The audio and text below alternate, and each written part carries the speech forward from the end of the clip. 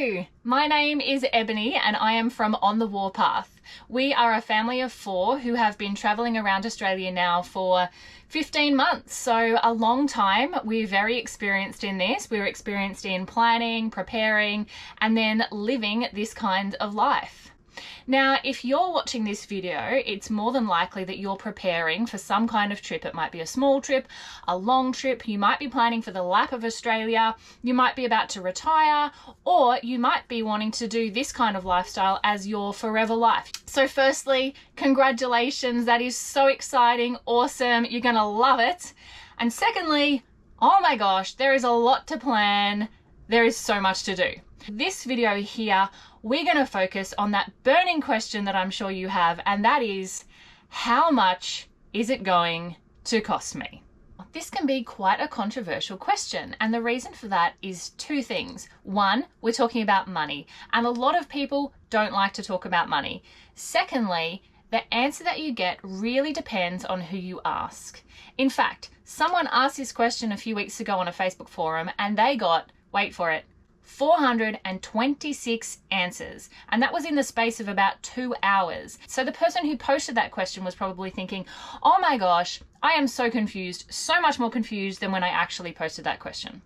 Don't worry, because you've got us, we've lived this life, we know how much it costs, we've spoken, we've traveled with heaps of other families, we've listened to them and how much it's cost them to do it, and we've got all of the different factors that will impact how much this kind of trip will cost you based on your individual circumstances. So stay with me and I'm going to go through those big ticket items that you need to consider and all of the things that you need to consider when you're looking at each of those items so that you can determine for your individual circumstances how much you expect a trip like this is going to cost you.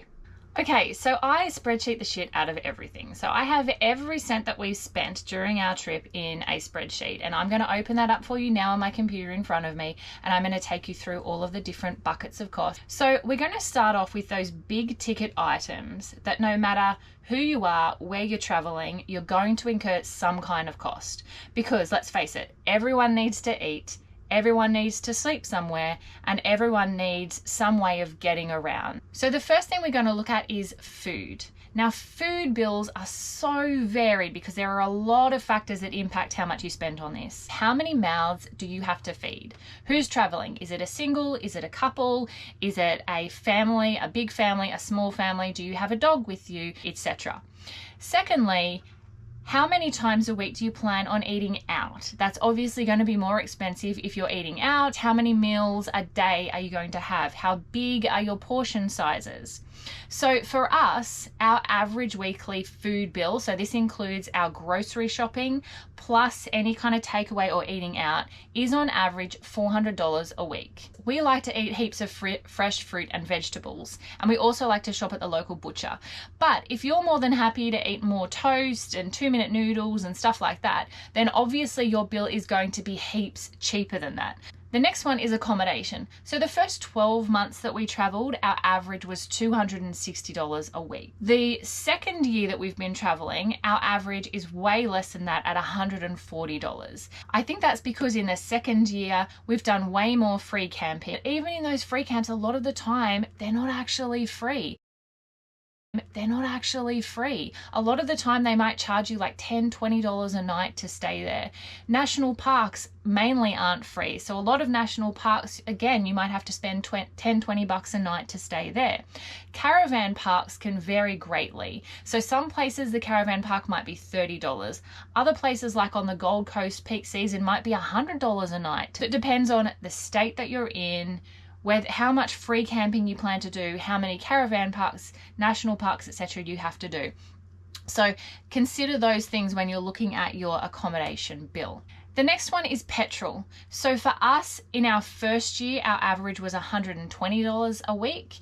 In the second year, our average has been $150 a week. Now that's probably because in the second year, we did things like we've crossed the Nullarbor. And so the cost of fuel was way more expensive. We had to spend it and we were traveling longer distance in less time.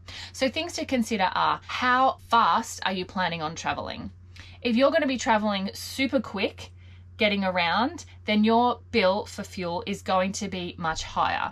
If you have the luxury of staying in places much longer and you're not doing as many little trips, then obviously your fuel bill is going to be far less than that. Are you just going around in a car, or are you towing something? Again, if you're towing something and the bigger the thing that you're towing, then the higher fuel bill you're going to have. If you're getting around in a tiny little car with a tent on the roof or swags or something, then your fuel bill is going to be a lot less than that.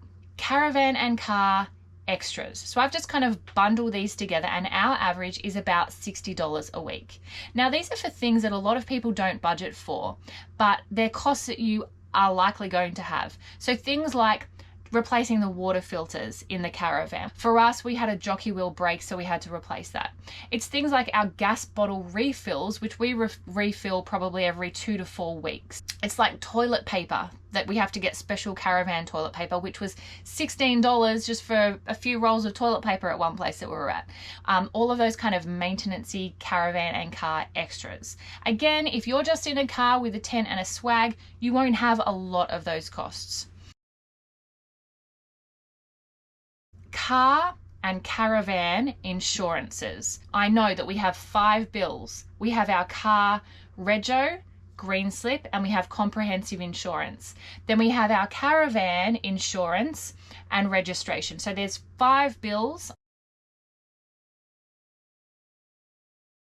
Obviously, if you don't have a caravan, then those costs are gone. And if you just have a car, you might not have comprehensive, so it might be far less than that $80. Next one is having the maintenance on whatever you're driving around with. So I've put in there for 1 service for our Jeep and 1 service for our caravan per year. Next one is alcohol. Now this really depends, obviously, on how much alcohol you drink, or even if you do drink alcohol, and how many people in the family drink alcohol. So for us, our average in the first year was $40 a week, and in the second year has been $55. So we've been drinking a little bit more in the second year, obviously. But that $55 equates really just to 1 case of beer between Danny, my husband, and I. So it's not actually that much. You might think that that's heaps, and so your bill might be way less. You might think that that's not much at all and you get through 3 cases. I don't know. Phone bill. You're still going to need a phone while you're traveling. So for us, the average of that is $25 a week, and that's just for Danny to be on a $50 plan and me to be on a $50 plan per month. So that's $25 a week on average. There is a cost for a lot of things to actually go see things or do tours and attractions. For us, that average has been around $120 a week. Now, we do like to see as much as we possibly can. So that does include things like museums, train rides, going on a sea lion trip, going to swim with the whale sharks, all of those big things that we're like, you know what, we want to do these for sure.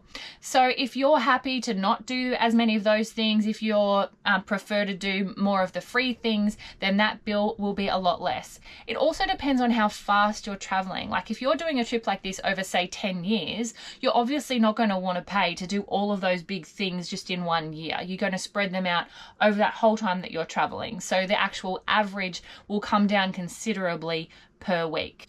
So they're all of the big ticket items that I'm like, pretty much anyone who is traveling will have those costs. Now, for us, there are a few more bits and pieces that I'm going to add on, and then you can decide whether you want to take them or leave them when you're working out your own budget. So for us, we have hobbies. So our hobby mainly is golf. We have a hobby of fishing, but we're not very good at that. Our average at the moment has only been about $20 a week on golf. That's really us only playing once a month, which isn't much at all. Health insurance. So health insurance will obviously totally depend on your own circumstances, what level you have, how many people have that insurance. So I'm not even going to put a price in here. You just whack in whatever is relevant for you.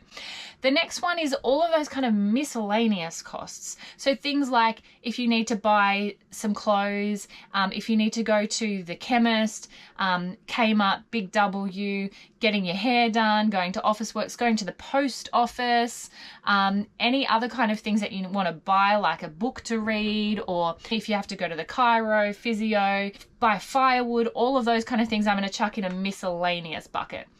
Now, I would say $50 to $300, I don't know. That really depends on your own personal circumstances for how much you'll put in there. Things also to consider. We have a house that we've kept back home that's being rented out. So we need to consider council rates, house insurance, storage costs to have all of our things in storage. Okay, then we also have subscriptions. So we have like Apple Music, Amazon Prime, those type of subscriptions. So how many of those are you going to keep and how much is that per week? You can work that out. So the next one might be for gifts, donations, all of that kind of stuff. And then that's pretty much it. I think they're most of the costs. So the only other factor I would say to consider is how long have you used the setup that you plan on going traveling with before you start traveling? So how long have you used the caravan or the car or the swags or whatever before you start doing that trip? And the reason is, if you've used it a lot, you're going to be familiar with that setup and you're going to be pretty confident that you've got everything you need for when you start traveling. If it's a new setup, don't be surprised if after you've been traveling a few weeks, you go, you know what, actually, I need this and I don't have it yet. So if you've only just started traveling with that setup, you might need to factor in a little bit more money for those kind of miscellaneous surprise things that you didn't realize you'd need before you started. So you can see that how much it's going to cost you really depends on your individual circumstances.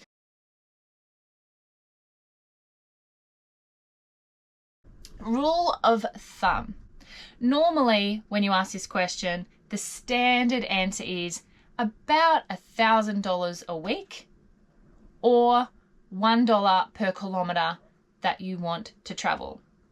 Now, I think you're better off not just going with that stock standard, but getting these buckets of money, working out your own individual circumstances and how much you think you're going to pay on each, and it's going to be more likely to be a true reflection of what it's going to cost you. All right, that's it. I hope it really helped. If you want to follow our travels, not just the information of all the planning things that will help, but if you want to see us doing our trip and hang out with us along the way, then check out on the Warpath all of our episodes of traveling. Otherwise, we're going to put other short videos like this that should help you plan your trip. Enjoy, super exciting. All the best. Cheers.